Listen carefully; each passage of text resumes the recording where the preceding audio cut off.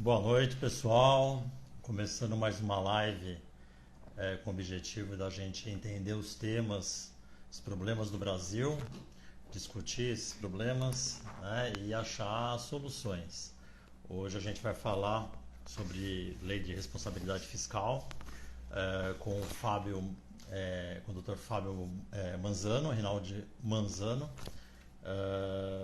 que é a lei de responsabilidade fiscal. É uma lei de 2000, né? A lei complementar 101 de 2000, que no regime nacional, né? Ele tem aí os parâmetros a serem seguidos em relação ao gasto público, né? Tanto para todos os entes federativos, né? Seja estados ou municípios. Então, aguardar um pouquinho aí para o Fábio entrar e a gente bater esse papo. E entender ali alguns casos relacionados à lei de responsabilidade fiscal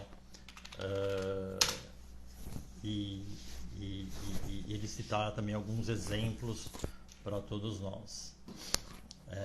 Chamando ele aqui, vamos ver, mandar um convite, deixa eu procurar ele.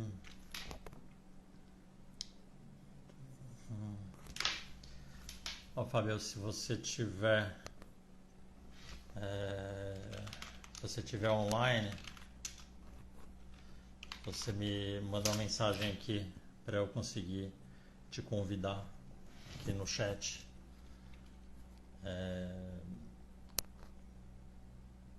Vamos ver.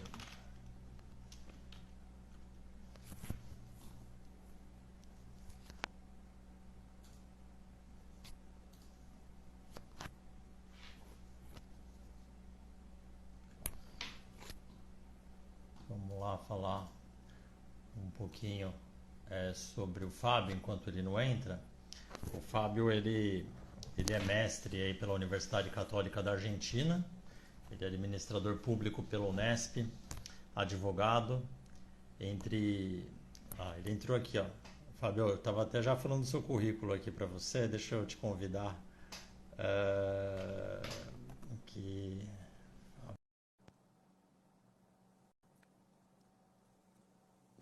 Se você recebeu o convite aí para a gente bater esse papo.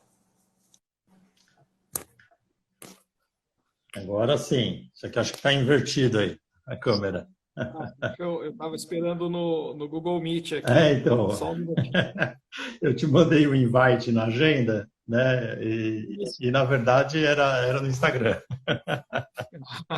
Tudo E eu bem? estava esperando na sala aqui, sem problema, vamos lá. Tudo bem?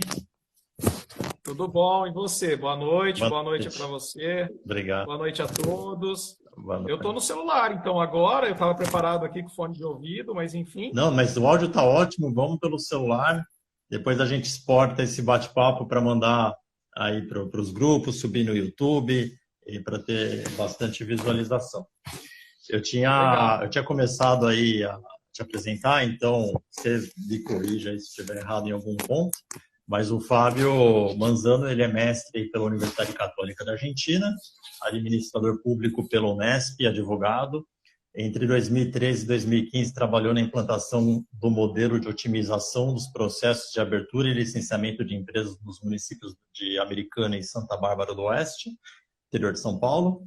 Foi subsecretário de Fazenda em Americana e secretário de Desenvolvimento, Emprego e Relação de Trabalho de Catanduva. E é sócio fundador da empresa AM, assessoria e consultoria especializada em administração pública, com ênfase em administração municipal. Tá certo? Perfeito, é isso mesmo. É um resumo, né, das atividades, mas basicamente eu atuo na administração pública desde quando eu me conheço por um profissional, né? Desde o estágio eu já atuava sempre na administração pública, prioritariamente municipal, mas também cheguei a atuar aí um pouquinho em conjunto com o governo do estado de São Paulo. Legal, Fábio. Então vamos falar um pouquinho aí sobre a Lei de Responsabilidade Fiscal, que é uma lei de 2000, né? Que ela limita ali os gastos públicos entre os entes federativos, né, teoricamente. Eu queria que você desse um panorama geral que a lei, bem de forma bem simples, assim, né, para todos nós entendermos o que é a lei de responsabilidade fiscal, como ela, o cenário dela atual no Brasil, se os entes estão cumprindo essa lei ou não? Perfeito. Bom, inicialmente deve-se falar que a lei agora, no dia 4 de maio, né, ela foi publicada no dia 5 de maio de 2000, e no dia 4 de maio foi quando ela nasceu aí, ela completou então 22 anos, porque ela é a lei 101 de 2000. Mas antes do ano 2000 já se pensava, né, em disciplinar as finanças e o endividamento público. Então, a gente tinha uma lei anterior que foi apelidada, né, de Lei Rita Camatta, ela era de 99, e a grande diferença para a Lei de Responsabilidade Fiscal é que a lei anterior ela não disciplinava os poderes legislativo e nem judiciário. E a Lei de Responsabilidade, então, começou a disciplinar toda a finança pública brasileira. Esse foi o grande marco. A lei de responsabilidade fiscal, Romeu, ela disciplina, então, os gastos públicos e o endividamento público, né? Ela coloca aí alguns limites, né, e algumas regras. Então, por exemplo, né, os municípios as prefeituras, no caso, podem gastar até 54% da sua receita corrente líquida, né? Tem algumas terminologias aí técnicas, mas basicamente das suas receitas correntes, né, o município, então a prefeitura pode gastar 54% com pessoal. Então estudos, né, e na área empresarial isso é muito desenvolvido, estudos atestam que a partir de um certo gasto com pessoal na realização de uma atividade, mesmo que seja uma prestação de serviço, onde a maioria dos recursos são gastos com pessoal, ela não tem uma eficiência, né? A instituição em si, a partir do momento que ela gasta muito com pessoas e pouco com instrumentos, com outros dispêndios, ela não é eficiente. Então, colocou-se esse limite de 54%, que alguns pesquisadores, inclusive, acham que esse limite ele é bem elástico, né? Ele é perfeitamente execuível, outros já acham que deviam ser menor, mas fato é que um dos itens que a lei de responsabilidade fiscal limita é o gasto com pessoal da União, dos estados e dos municípios, inclusive os poderes legislativo e também judiciário, tá? Esse gasto entra cargo comissionado, Fábio? Ou entra cargo comissionado também? Entra todo o gasto com pessoal. E uma briga que tem recentemente é que tem a terceirização, aí, principalmente na saúde, através das OS, né?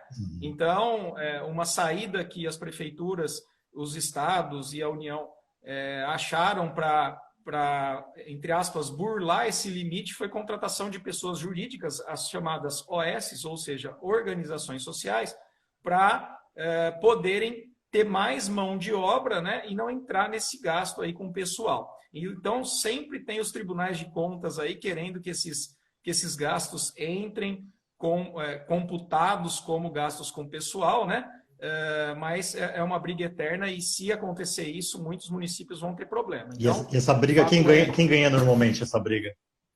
Essa briga, até por não ser execuível pelos municípios que já utilizam desse mecanismo, acaba sendo uma briga favorável a não computar esses gastos como sendo gastos com pessoal.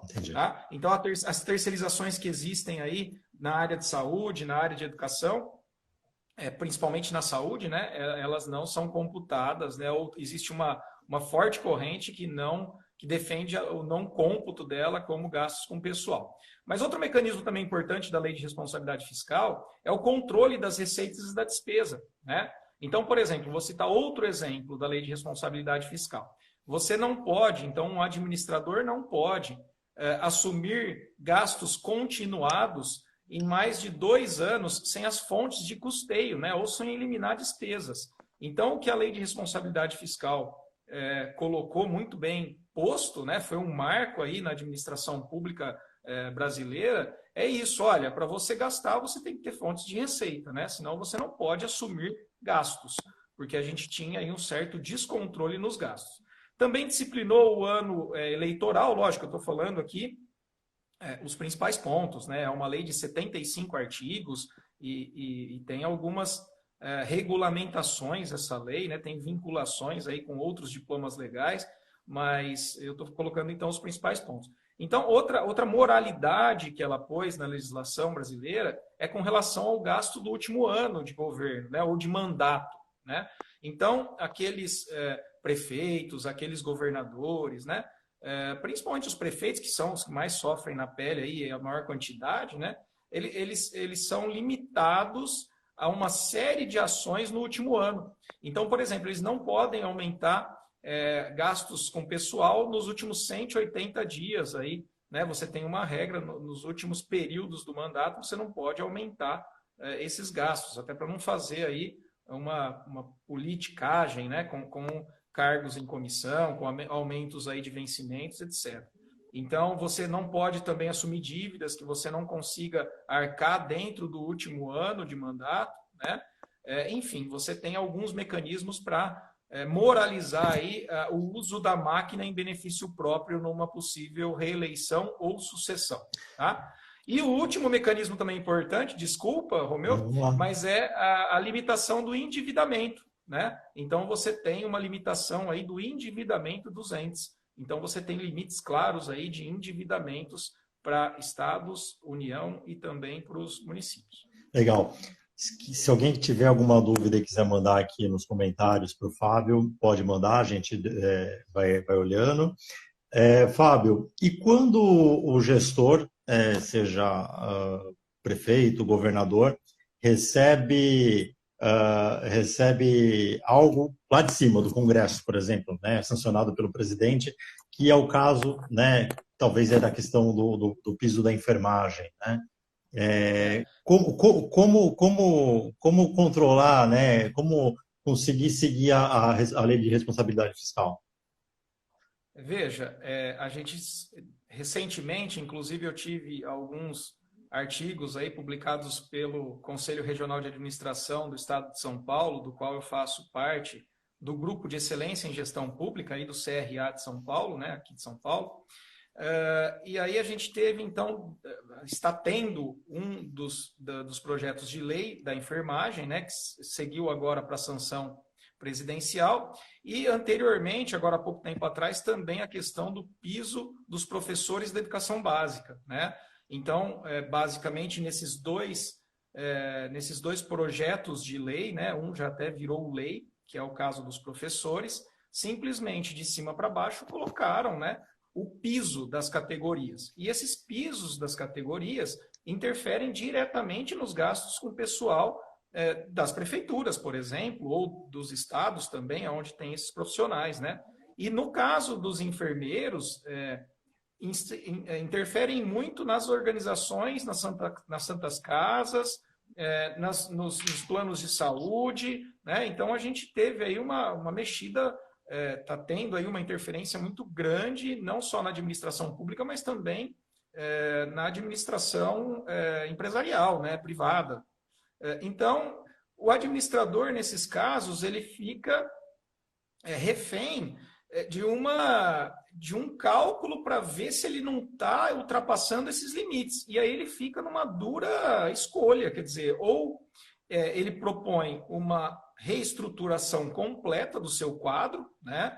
Então, lógico, mas é um jogo de soma zero. Quem perde, quem ganha, né?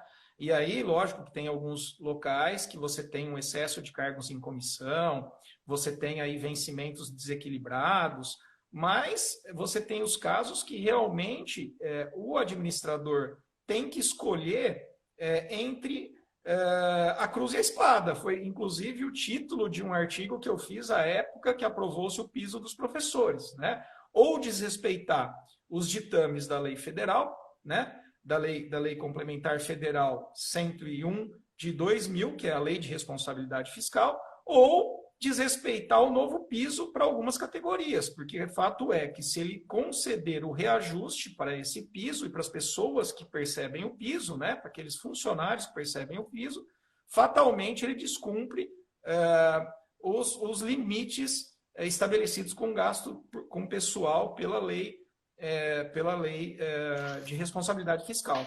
Então, na verdade, você tem aí uma questão muito delicada que deveria ser vista com planejamento e discutida, né, com os demais entes. Porque outro exemplo que eu costumo dar você causa também um desbalanceio no plano de carreiras.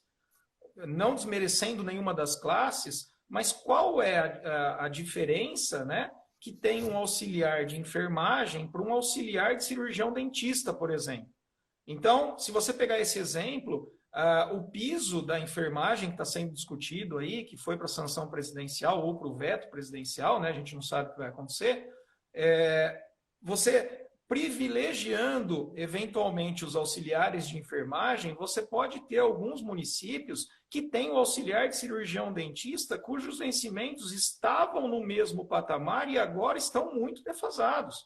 Então você tem todo um desarranjo nos planos de carreira e na estrutura das entidades, né?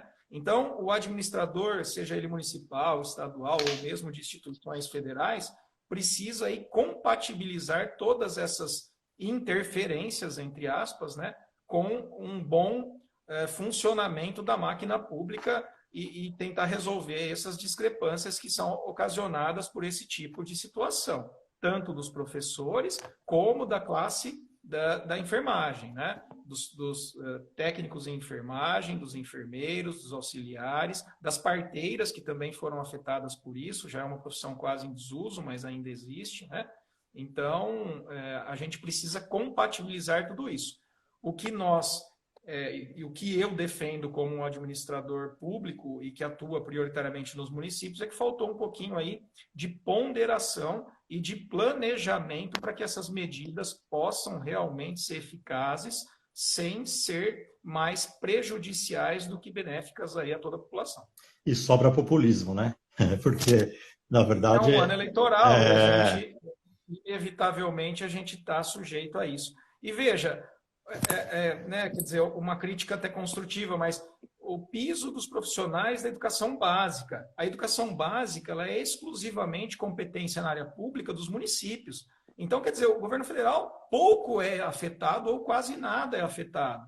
Então, quando algumas pessoas falam, é fazer graça aí com o chapéu alheio, realmente é uma classe que precisa ser valorizada, são pessoas que têm que ser privilegiadas no sentido de serem beneficiadas com salários, com vencimentos melhores, sem dúvida alguma. Você não constrói um país sem privilegiar os profissionais da educação, sem investir pesado em educação, mas você já tem situações consolidadas nos estados, nos municípios, e que tem que ser vistas com toda cautela, porque senão você coloca num descumprimento legal obrigatório o gestor público. Porque é muito fácil, né, Fábio, você bater nas costas de qualquer profissional e falar, eu defendo você, eu defendo o trabalhador, tapinha nas costas aqui, vou defender.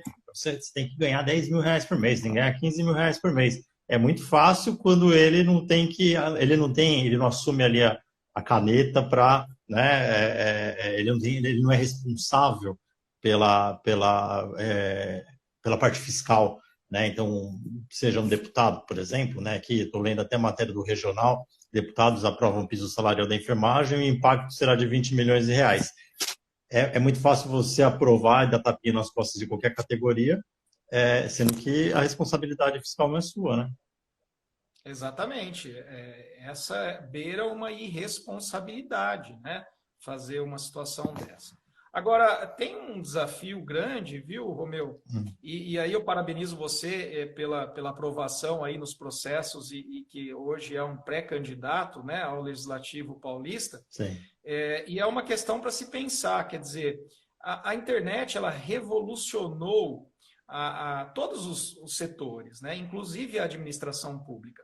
E o que parece-me, né, isso é um sentimento, mas um sentimento de alguém que trabalha diuturnamente com administrações prioritariamente municipal, as administrações, principalmente as locais, não conseguiram acompanhar o nível de demanda dos diversos segmentos que surgiram principalmente com a internet.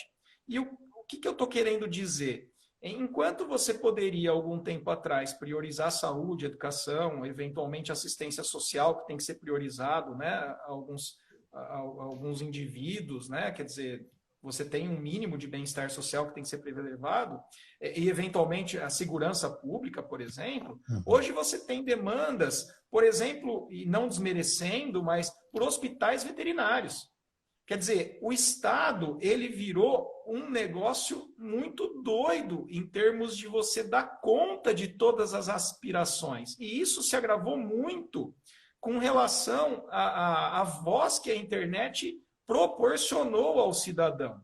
Eventualmente, os gestores, há anos atrás, conseguiam lidar muito mais facilmente com demandas específicas, né? E aí você conseguia melhor canalizar esforços para prioridades, né? Hoje, o bombardeio das demandas está muito difícil. E aí, nisso, eu também coloco um papel que tem sido protagonista dos parlamentos, né? Eventualmente, é para se pensar, e aqui longe de eu ser contra o parlamento, eu acho que ele é necessário, mas a gente tem que ponderar também o tamanho do parlamento, se ele está apropriado para o Estado de Direito. Porque, veja, um parlamento grande, em anos, em tempos que a gente não tinha mecanismo de dar voz ao povo, então, eventualmente, o vereador, o deputado, né, transitar pelos diversos cantos do município, do Estado, ou mesmo federal, aí a gente tem duas câmaras, né? Quer dizer, é um sistema bicameral, a gente tem a Câmara Municipal e também o Senado, né? A gente tem duas instâncias, uma representando os estados, que é o Senado, e outra representando a população. Mas veja, esses parlamentares, será que esse número está devidamente calibrado, tendo em vista os mecanismos que nós temos hoje de cobrança? Né? Então, é uma situação para se privilegiar, para se pensar, para se ponderar, desculpa. Eu fiz um levantamento bem rápido hoje, e aí queria deixar esses números com você. Então, eu moro hoje, né, minha família, etc., Catanduva, né, região aqui região de São José do Rio Preto, né? Quer dizer, tem a região metropolitana de São José do Rio Preto. Catanduva é polo de uma micro-região, aqui uma cidade de 120 mil habitantes, né, um município de 120 mil habitantes. Bom, um mísero catanduvense hoje, levando em consideração as leis municipais, e aí pegando 3 tipos de leis, né? Leis complementares, leis ordinárias e decretos. Esses mesmos diplomas estaduais e esses mesmos diplomas federais, ele tem que ter conhecimento de nada mais, nada menos que 127 mil diplomas legais. Isso é uma loucura. Eu fiz direito, é humanamente impossível se seguir tudo isso. Desculpa, tá? Nós estamos desviando um pouquinho do assunto. Mas veja, é uma loucura. E nesses diplomas a gente tem remanejamento orçamentário, né? A gente tem muitos diplomas que são remanejamentos do orçamento. A gente tem muitas leis que condecoram alguma pessoa. A gente tem muitas leis que colocam nomenclaturas em próprios públicos. Mas, enfim, é uma aberração. E o campeão de número de leis, pasme, é o Estado de São Paulo, é a Assembleia Legislativa, é o governo do Estado de São Paulo. Então, enquanto o município de Catanduva tem 15 mil diplomas, o Estado de São Paulo tem 85.650 diplomas. Sim. E a União, né, o governo federal, tem 26 mil. Então, também é se pensar, a gente precisa analisar a produtividade e a relevância dessa produtividade do legislativo como um todo. Sim. Também é um tema que eu deixo aí para que seja muito bem ponderado. Ô, Fábio, e como que funciona a questão da responsabilidade fiscal? Vamos pegar um exemplo de prefeitura. O prefeito que não cumpre, né? Quais são as penalidades? Você tem algum exemplo para citar de algum prefeito no Brasil que foi punido por não cumprir com a lei de responsabilidade fiscal? Assim, tem muitos exemplos, viu, Romeu? Isso é comum acontecer, né? O desrespeito à lei de responsabilidade fiscal, ele acontece não com tanta com tanta frequência quanto a gente gostaria, mas ele acontece bastante, né? Quer dizer, nós não gostaríamos que acontecesse tanto. Mas é basicamente o seguinte, o Tribunal de Contas, seja ele o estadual que cuida das prefeituras, tem alguns municípios que têm o tribunal municipal, mas são exceções, né? Hoje não se cria mais no Brasil tribunais de contas municipais, mas basicamente os tribunais de contas são os órgãos que fiscalizam esses índices orçamentários e financeiros e de endividamento. E os tribunais de conta, muita gente não sabe, mas eles são assessores do legislativo. Por mais que eles também imputam ao gestor multas, né, e algumas outras sanções, na verdade, o parecer do Tribunal de Contas para o Legislativo ele é opinativo, né? Então, o Tribunal de Contas sugere para o Legislativo, olha, aqui o prefeito X ou o prefeito Y, né, no caso as câmaras municipais, ele sugere isso às câmaras, olha, ele descumpriu aqui e ali os ditames da lei de responsabilidade fiscal. Da mesma forma que os tribunais de conta que fiscalizam os governadores fazem isso para a Assembleia Legislativa, né? E aí, com a reprovação das contas, né, dos prefeitos, e em alguns itens eles são mais cabais, esse do gasto pessoal, eles são muito relevantes e a Justiça e o Tribunal de Contas levam muito em conta isso, né, uma questão muito central. O Tribunal de Contas, então, opinando e o Legislativo indeferindo, ou seja, reprovando as contas do gestor, você tem consequências, inclusive, para futuras candidaturas, né? Sem contar aí se é ajuizada, porque o Tribunal de Contas também atua junto com o Ministério Público, né? Das diversas esferas.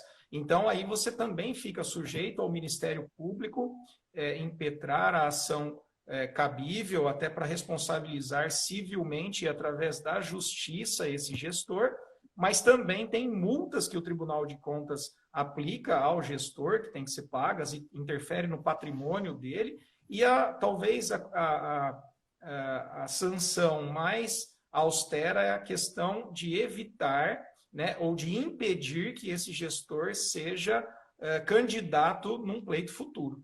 Então, é esse o principal mecanismo que se é utilizado para coibir aí as transgressões à lei de responsabilidade fiscal.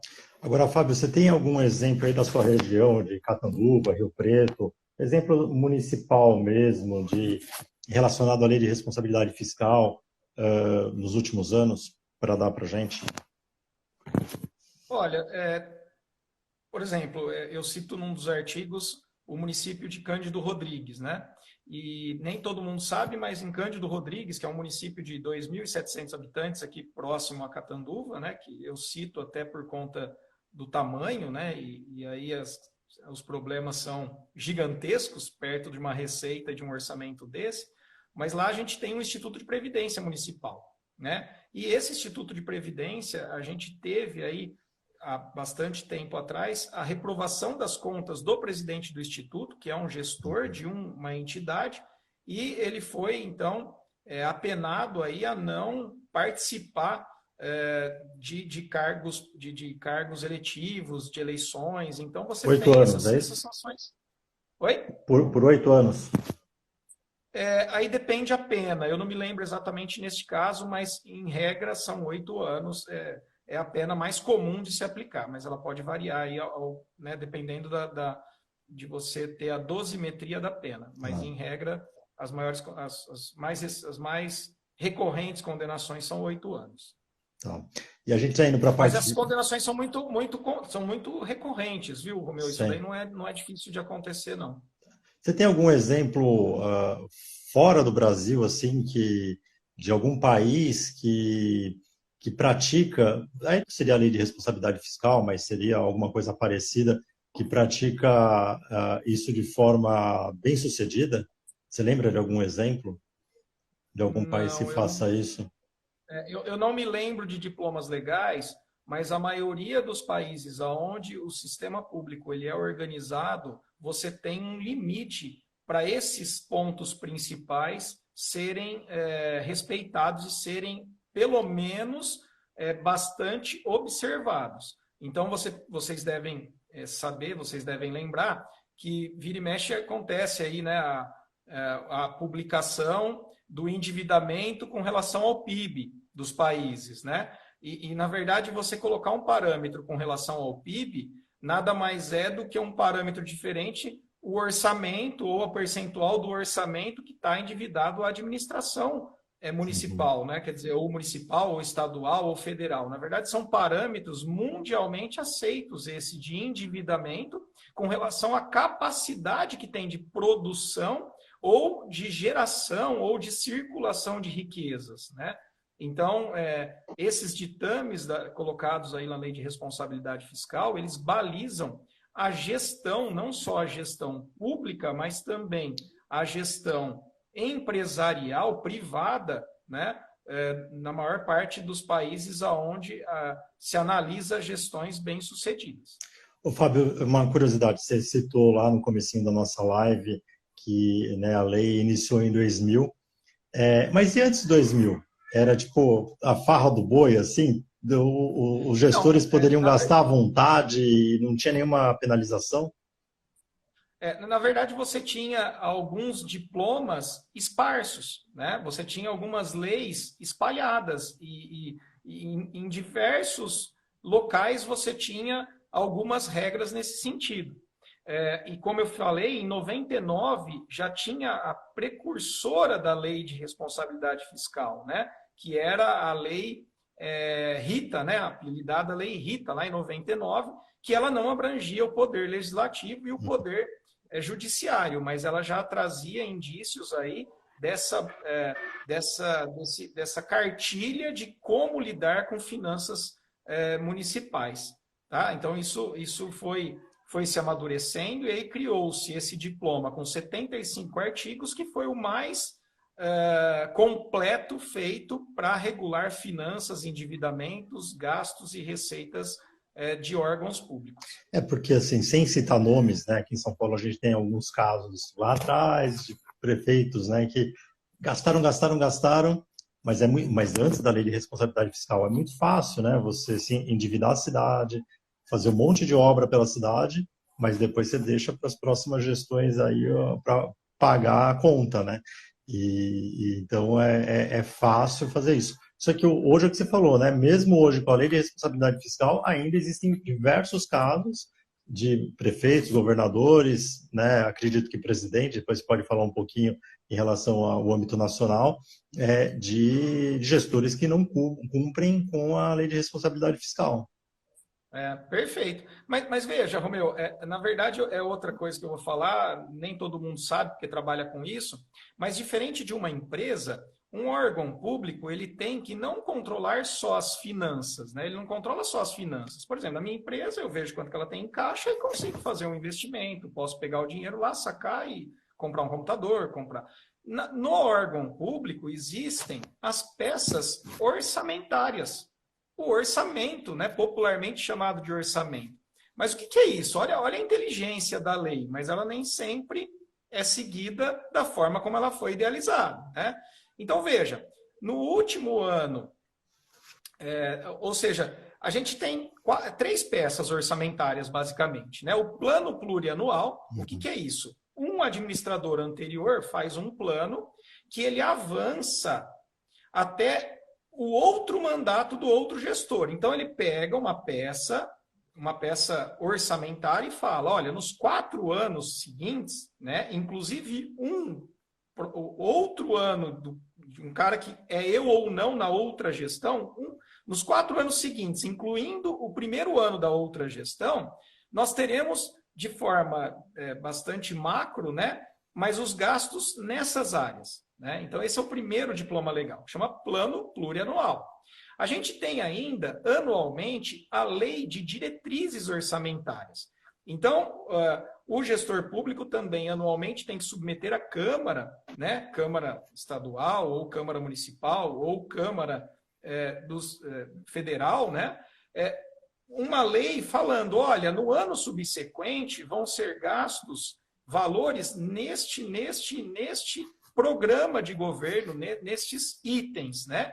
E tem um terceiro, que aí é feito mais para o final do ano, que é a lei orçamentária anual, que aí ele fixa a cada centavo do orçamento aonde vai ser gasto, né?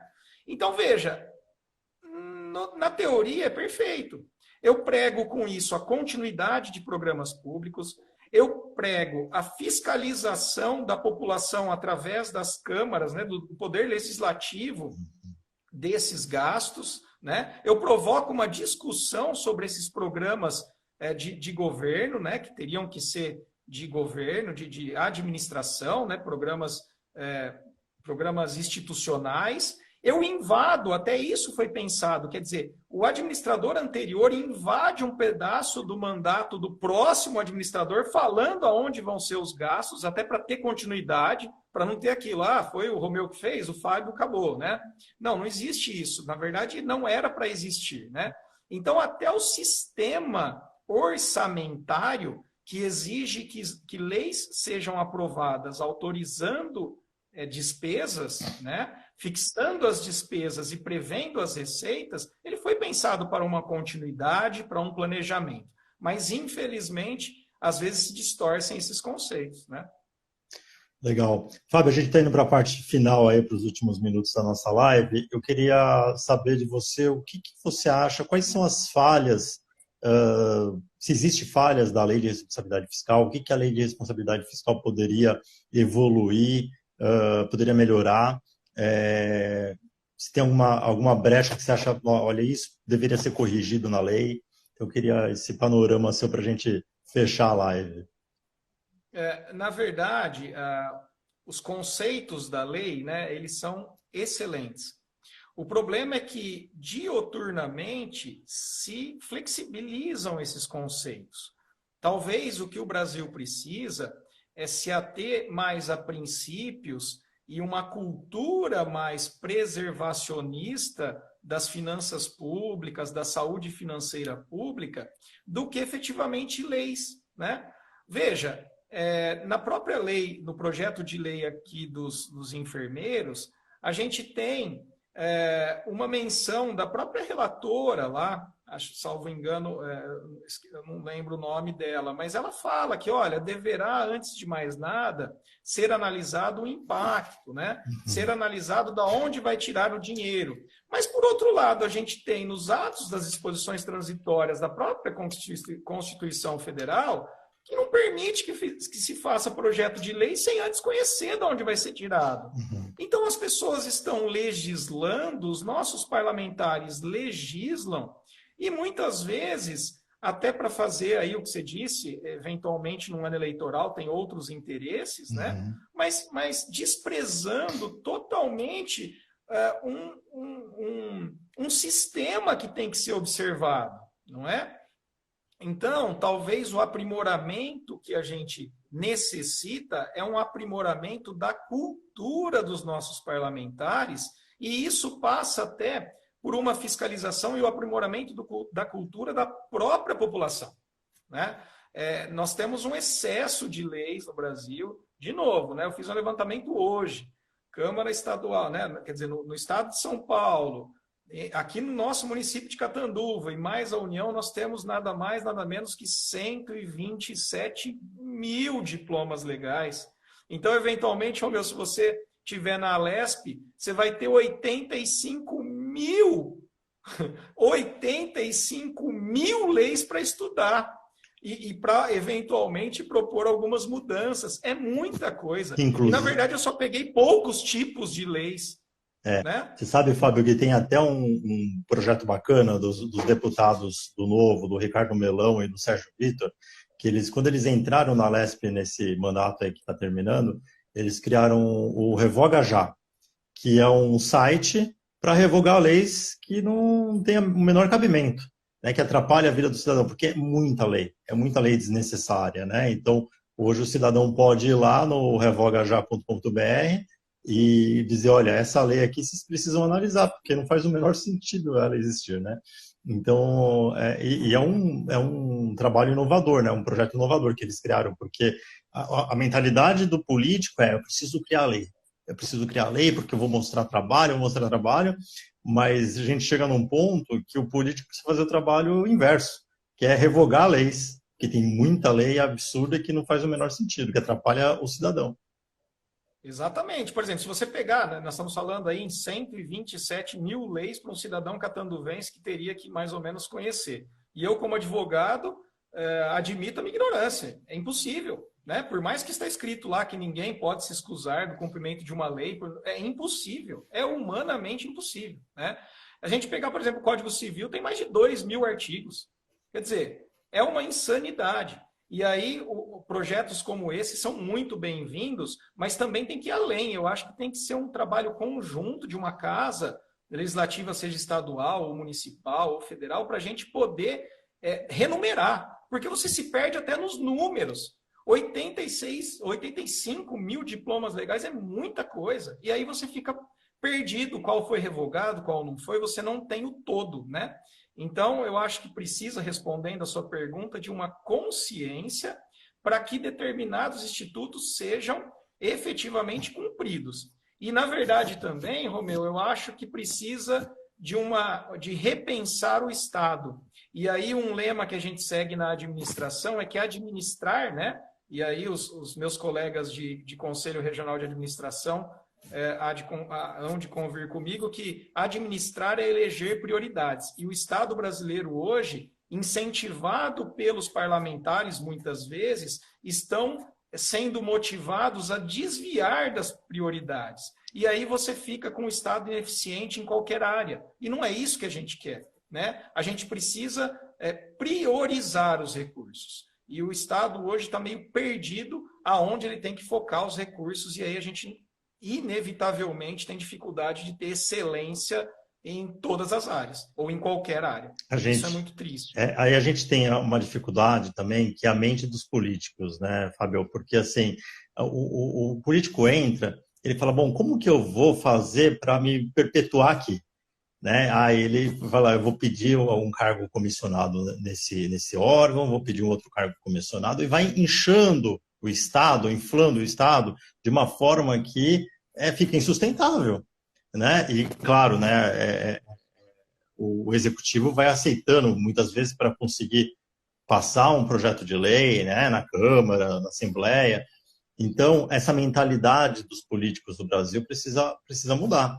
Né? A gente precisa ter político que pensa, não no próprio umbigo, que pensa na população, político que pensa em reduzir a máquina pública, em enxugar o Estado, porque esse é o objetivo. O objetivo é a gente trabalhar para as pessoas, para a sociedade, não para o próprio umbigo, né? Não para o próprio pro poder, projeto de poder, né? Que muitos chamam, né? Pessoal. Então essa mentalidade dos políticos precisa mudar urgentemente, né? Urgente. E aí isso passa também combater alguns paradigmas, né? Eu vou contar uma história, eu não vou dar nomes e nem de cidades nem de pessoas, mas há um tempo atrás, já faz alguns anos isso, um determinado gestor municipal me chamou para ser secretário de finanças no município onde ele estava eleito, né? E aí era uma cidade por volta de 200 e alguma coisa mil habitantes, né? Maior do que a cidade que eu resido. E aí, obviamente, né, fui conhecer a cidade, conversei com o prefeito e aí descobri que o orçamento da cidade era algo na ordem de 500 milhões de reais ano, era quase não, era meio bilhão de reais por ano, e que sendo secretário de Fazenda, lá chamava Fazenda, não era Finanças, né, eu teria que responder por 500 milhões de reais ano. E aí a última pergunta que eu fiz, porque na verdade não era isso que importava, mas também importava, né? É que qual era o salário de um secretário de Fazenda naquele município. E aí na ocasião era R$ 3.200. Quer dizer, também tem essa dificuldade. Como alguém que estuda, que se aprimora, que né, vai assumir uma responsabilidade de R$500 milhão no ano. Se ficar 4 anos, nós estamos falando em R$2 bilhões, né? Por um valor de vencimentos de 3 e alguma coisa. É insano. Né? É muita responsabilidade por um salário que não condiz com essa responsabilidade, né? Exato. Então acaba sendo até um convite para pessoas mal intencionadas, né? Não foi por conta só do salário que eu declinei do convite, tá? Mas também foi um item de muito peso. Então a gente tem que analisar até se as estruturas municipais, estaduais e da União comportam, né? Quer dizer, se esses valores, e longe de demagogia ou de populismo, porque lógico que é muito distante você falar, mas num país onde eu tenho um salário mínimo de R$ 1.200, é 3 vezes o salário, né? Quer dizer, mas e quais as responsabilidades desses tipos de cargo, né? Quer dizer, é aquela relatividade, você tem a responsabilidade e os vencimentos condizentes com a responsabilidade que você desempenha. Então, isso também tem que ser analisado longe daquele populismo. Ah, político ganha muito. Ah, administração pública, os assessores lá, os puxa-sacos, né, que são isso, esse tipo de situação que se aventa, né? E é fácil você, porque tem vários casos também, eu concordo, mas tem que ser separado aí o joio do trigo. Exato. E você conseguir fazer uma análise bastante técnica, como seria feito numa empresa, né? Eu acho que nesse ponto não muda muito, não. Você ser efetivo e eficaz na administração pública, da mesma forma você tem que ser numa empresa, numa organização privada. Tem né? que ser responsável pelos seus atos, né? Tem que ser responsável pelos atos para conseguir fazer com que o seu trabalho seja eficaz para a sociedade. Simplesmente é isso, né? É isso. Tem que mudar a mentalidade. Outro mecanismo que eu tenho muitos amigos, na verdade eu fui concursado na Prefeitura de Limeira como auditor fiscal, e aí eu voluntariamente eu pedi exoneração, né, do cargo. Então tenho muitos amigos que são exímios administradores, gestores públicos que estão na iniciativa pública. O grupo de excelência do CRA tem vários servidores concursados, mas nesse sentido, a gente também tem que repensar as garantias, a estabilidade num determinado momento, onde o Ministério Público não atuava e tinha as perseguições, ele foi muito importante. Mas esse tipo de instituto tem que ser revisto urgentemente, com a mesma urgência da meritocracia, de você premiar os bons funcionários, porque é comum na administração pública você ver pessoas e servidores que trabalham para 3 e não ganham 3 vezes os vencimentos dos seus pares no mesmo patamar. Né? Então, o Brasil urge por esses mecanismos de eficiência, de produtividade e de reconhecimento do trabalho de servidores públicos. É isso. Fábio, quero agradecer aí, o papo foi excelente, muito obrigado aí, eu quero deixar o canal aberto aí para você mandar os seus conteúdos para a gente publicar aqui nas minhas redes sociais, porque a gente precisa expandir esse seu conhecimento para as outras pessoas, né? A lei de responsabilidade fiscal é um assunto que pouca gente dá importância, né? Poucos políticos dão importância, eles sabem da importância, mas eles não têm o interesse em divulgar o assunto, né? Então, eu quero deixar as portas abertas aí para a gente sempre estar juntos aí divulgando esses conteúdos importantes para o público em geral, né? Legal, Romeu, eu que agradeço, muitíssimo grato. Conheci você por esses contatos que nós tivemos nos últimos dias. Eu li o artigo da revista, né? Eu disse o artigo da Exato. revista. Então, assim, me coloco inteiramente à disposição. Eu sou um profissional que vivo a administração pública, não estadual, mas municipal o dia todo, e é um grande prazer ver pessoas cada vez mais se interessando por esta área, tá? Então, estou à inteira disposição, parabéns pela iniciativa, e o Brasil precisa de mais pessoas assim, em todas as esferas, né? Se eu conseguisse ter um bate-papo desse todo dia, com pessoas se interessando, com certeza nós teríamos um país muito melhor. Parabéns, Obrigado. Muito obrigado. Fico honrado com o convite e estou à disposição para outros. Espero que tenha sido aí, não consegue dar a profundidade necessária, né, porque é um bate-papo, mas estou à disposição para trabalhos, para fazer aí pesquisas, para que você queira desenvolver algum trabalho. Conte comigo, porque o Brasil precisa disso, tá bom? Obrigado. Muitíssimo obrigado. Obrigado, Fábio. Boa noite para você e prepare-se aí para o frio, hein? Tá chegando. Tá chegando, é isso aí. Um grande abraço, Falou, tchau, Romeu. tchau. Obrigadão, tá? Valeu, boa noite.